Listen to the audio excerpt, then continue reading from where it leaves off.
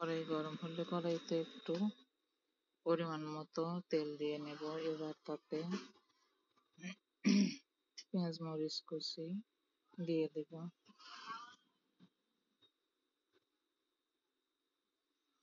একটু নাড়াচাড়া করে দেব পেঁয়াজ মরিচটা ভালোভাবে ভাজা হয়ে আসা পর্যন্ত। এবারে একটু লবণ দিয়ে দিলাম পরিমাণ মতো।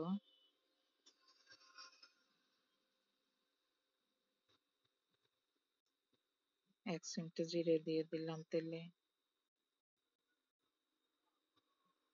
কিছুটা নাড়াচাড়া করে নিয়ে এবার তাতে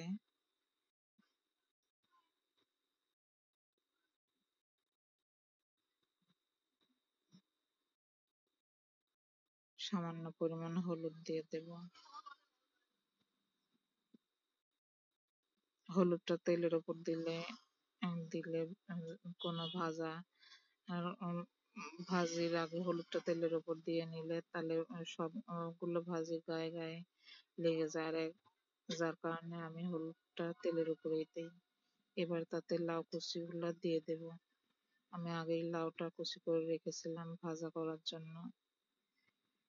এবার ভালোভাবে মিশিয়ে নেব। ঢাকাটা তুলে আবার একটু লাউটা নাড়াচাড়া করে দেব। দেখতেই পাচ্ছেন আমার লাউ ভাজাটা অনেকটা রস শুকিয়ে এসেছে। ভালোভাবে একটু নেড়ে আবার কিছুক্ষণের জন্য ঢাকা দেব।